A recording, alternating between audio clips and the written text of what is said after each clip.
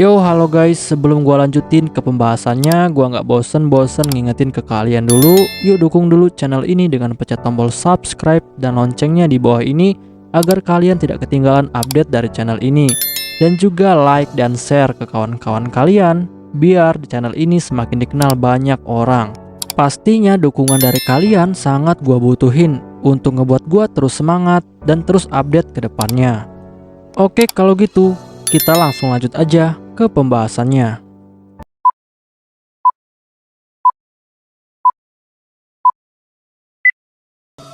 Yo, halo guys, kali ini gue bakal ngebahas light novel Mahoka Koko no Retosei volume ke-32 chapter ke-10. Di chapter kali ini bakal dibahas tentang kegiatan di SMA pertama sebelum upacara kelulusan Tatsuya dan juga kawan-kawan. Untuk kalian yang belum nonton chapter sebelumnya, silahkan ditonton terlebih dahulu.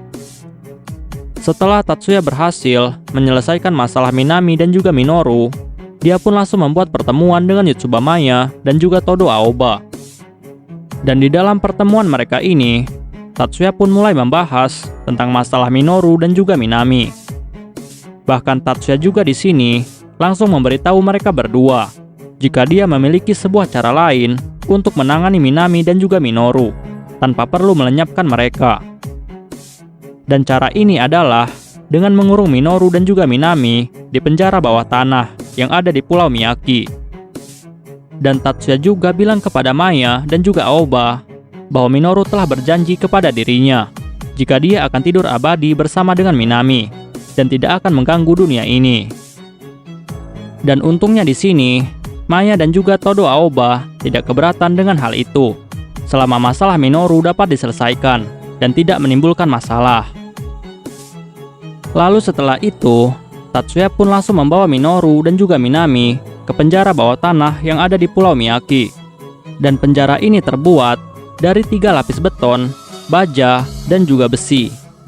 Bahkan penjara ini memiliki 5 lapis pintu, dan untuk keluar dari penjara ini, maka mereka harus melewati 5 lapis pintu itu. Dan menurut Tatsuya, bahwa penjara ini adalah penjara yang sangat aman, bahkan aman dari serangan nuklir sekalipun. Lalu setelah itu, Tatsuya pun bilang kepada Minoru bahwa mereka harus segera memulai prosesnya. Minoru yang mendengar itu, dia pun akhirnya langsung mengerti. Dan Minoru pun langsung memulai proses untuk menjadikan Minami sebagai parasit, karena saat ini Minami masih seorang manusia. Dan Minami juga di sini tidak keberatan sama sekali, bahkan dia sudah siap untuk semua ini. Dan di sini mereka berdua telah menggunakan pakaian serba putih, layaknya seorang pengantin. Dan singkatnya, proses merubah Minami menjadi parasit akhirnya dimulai. Dan tidak lama, prosesnya pun akhirnya selesai. Dan saat Minami membuka matanya, dia pun telah dipastikan telah menjadi seorang parasit, sama seperti Minoru. Bahkan Minami juga saat ini bisa berkomunikasi dengan Minoru menggunakan telepati. Dan itu adalah kemampuan alami dari parasit. Lalu Minoru langsung memberitahu Tatsuya bahwa perubahan Minami menjadi parasit sudah berhasil dengan sukses. Tatsuya yang mendengar hal itu, dia pun akhirnya mengerti.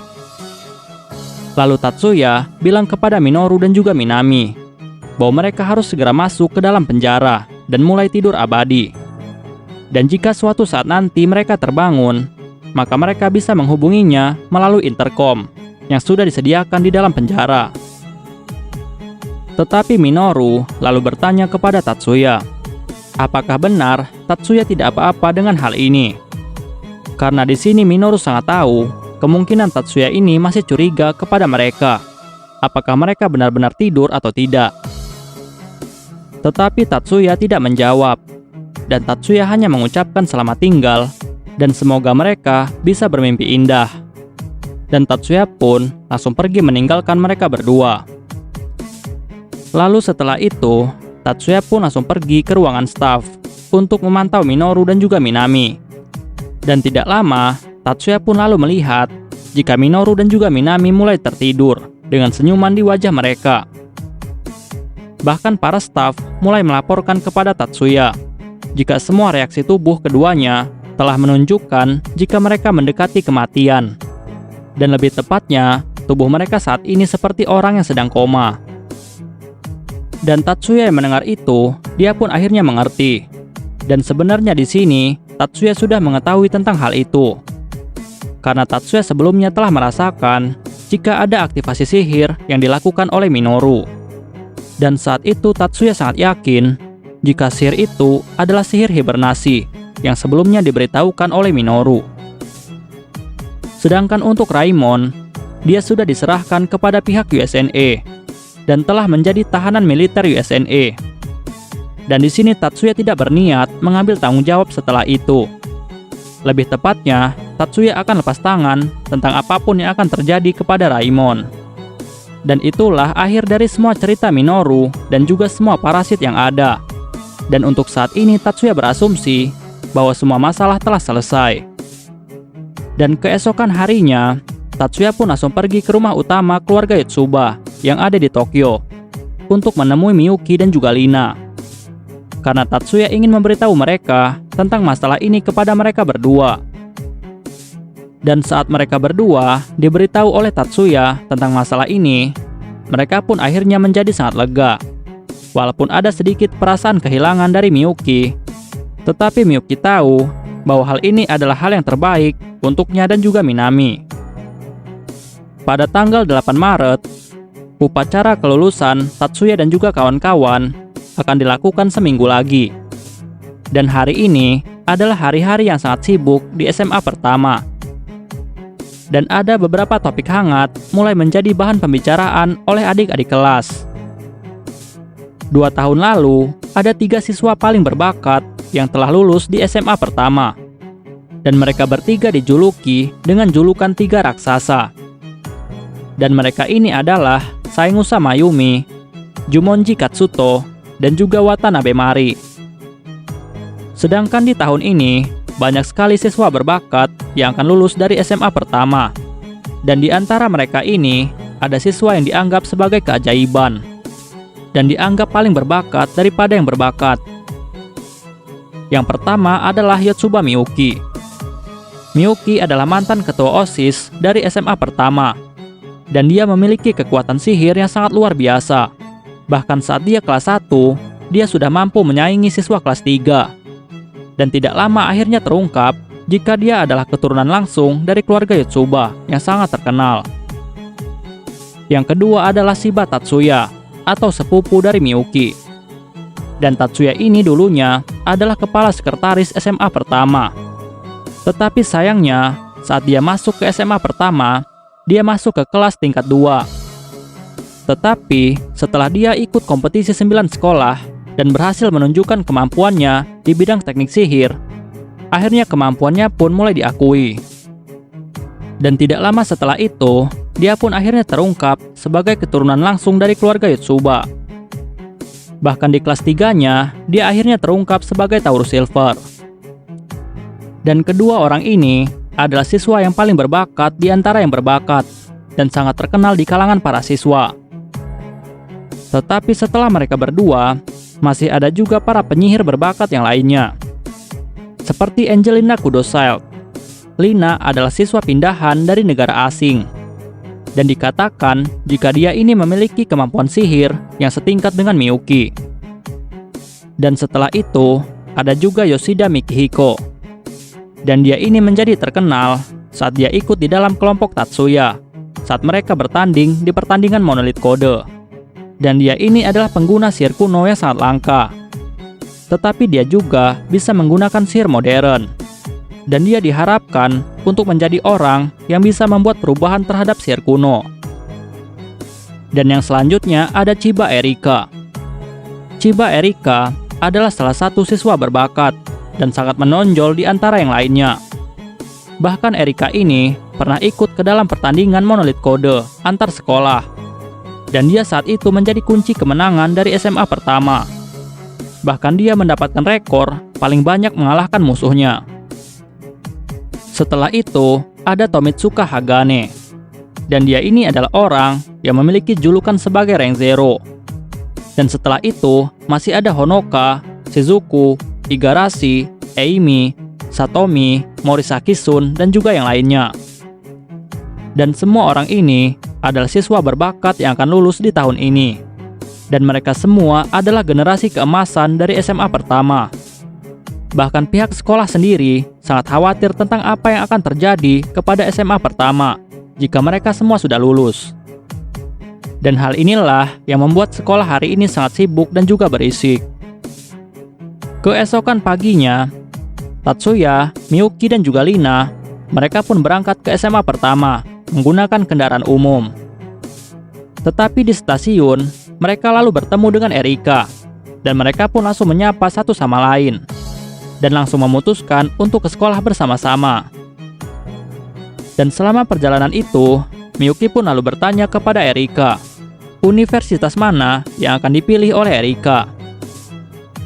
Dan Erika pun lalu menjawab bahwa dia akan memilih Universitas Sihir Nasional, dan itulah keputusannya saat ini. Tetapi pada awalnya, Erika tidak memiliki keinginan untuk melanjutkan sekolah, karena dulu Erika pernah bilang bahwa dia hanya akan melakukan perjalanan untuk melatih kemampuan bertarungnya setelah dia lulus dari SMA. Tetapi setelah dia ikut di dalam pertandingan Monolith Code, akhirnya pendiriannya pun lalu berubah, karena dia telah melihat banyak kemampuan yang lebih hebat daripada dirinya. Bahkan ada beberapa orang yang telah menaruh minat kepada Erika saat mereka menyaksikan kemampuan Erika di pertandingan Monolith Code. Bahkan beberapa universitas mulai berebut untuk merekrut Erika, termasuk juga Universitas Sihir Nasional. Dan Miyuki pun lalu bilang kepada Erika bahwa jika Erika masuk ke dalam Universitas Sihir, maka mereka akan bertemu lagi, karena dia, Tatsuya, dan juga Lina akan melanjutkan ke sana. Dan setelah mereka sampai di sekolah, Miyuki dan Lina pun langsung menuju ke kelas A, sedangkan Erika dan juga Tatsuya, mereka langsung menuju ke kelas F dan juga E. Dan Erika di sini lalu bertanya kepada Tatsuya, apa yang akan dilakukan oleh Tatsuya setelah dia lulus dan melanjutkan ke Universitas Sihir. Dan Tatsuya pun lalu menjawab bahwa dia akan melakukan penelitian untuk sementara waktu, karena terlalu banyak masalah yang harus diselesaikan. Erika yang mendengar hal itu, dia pun lalu bertanya kepada Tatsuya, apakah Tatsuya nantinya akan jarang masuk ke universitas. Tetapi Tatsuya lalu menjawab bahwa dia juga butuh banyak belajar, jadi dia akan lebih sering untuk masuk ke dalam universitas. Dan tidak lama, datanglah Leo menghampiri mereka berdua, dan mereka pun saling menyapa satu sama lain. Sedangkan Erika langsung pergi ke kelas F. Dan singkatnya di sini, Leo pun menceritakan kepada Tatsuya bahwa dia tidak akan melanjutkan pendidikan penyihir, dan dia akan masuk ke Akademi Pelatihan Penyelamatan Bencana, atau lebih dikenal dengan Universitas Penyelamatan. Lalu setelah itu, Tatsuya pun langsung masuk ke kelas E, sedangkan Leo, dia langsung menuju ke kelas F.